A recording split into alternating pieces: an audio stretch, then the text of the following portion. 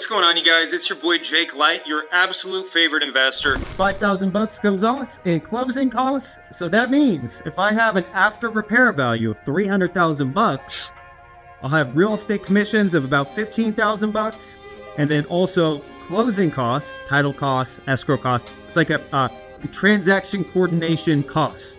So if I can sell it for 300 grand, which is my after repair value, 20 grand comes off the top, and now I'm left with $280,000. With my calculator, click the link below if you want it. We calculate this in a couple of seconds. Now, this is the sell side of the transaction if we're gonna end up flipping this house. Meaning, at the end of the day, we can sell it for this price point.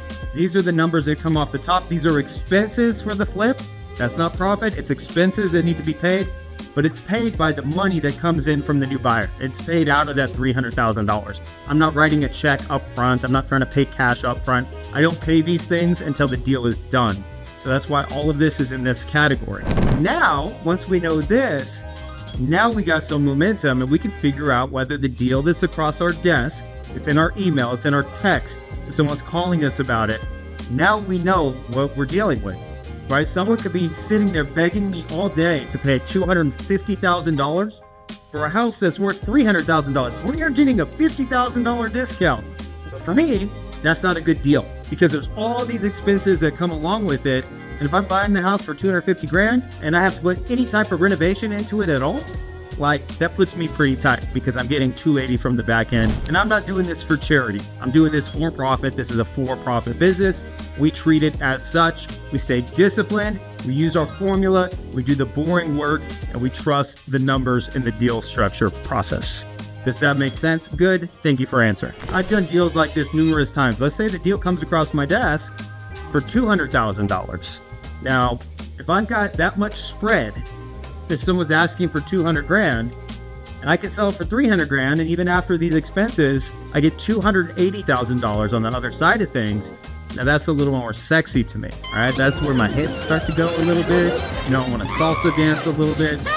But that doesn't mean because they're asking $200,000, it doesn't mean that I'm going to offer to pay that. I may look at it and say, hey, look, I'll give you 150 for it. And they may say, well, how about 180? And then I'll say, how about 165?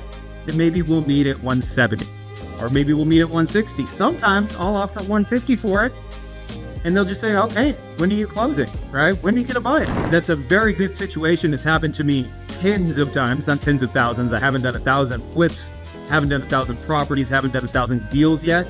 I'm getting pretty close. I'm like 17 away. So this has happened to me probably 25 times with numbers just like this, where it comes across my desk at a discounted rate and I offer even less than what they're asking and they accept it. Okay, it's a great situation. It happens. Don't know unless you try. So you do want to make offers all the time, but before you make an offer, you better know your after repair value.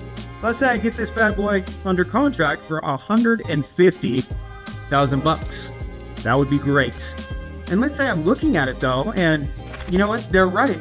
There's a grease fire in the kitchen. Half the roof is leaking and some dude fell through the flooring. So there's a lot of work we got to do to, let's say, the foundation or something like that. When I look at pictures of these properties at first, or when I call and ask a real estate agent to walk through and send me a video or send me pictures, that's going to give me a good determination of about how much it's going to cost for me to flip this house and put it in this condition. So let's say it's going to cost us about 50 grand to put it in that condition.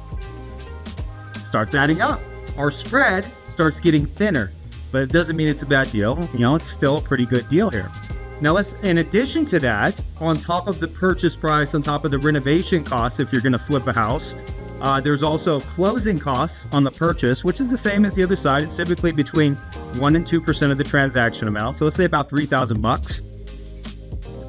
And then on top of that, we have what's called holding costs. So let's say HOA fees, if it's in an HOA. Let's say property insurance, vacant property insurance, utilities, gas, sewer, water, all that kind of stuff.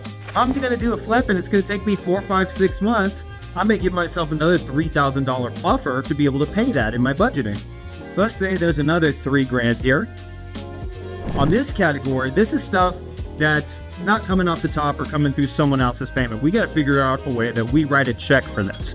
We need to either have the cash ourselves or be able to use our universal formula to sell the idea to a private lender, OPM, other people's money, where they'll give you the money for it. And in addition, they'll take maybe a little piece of the profit, or they'll take an interest payment over the course of time that you're doing the project.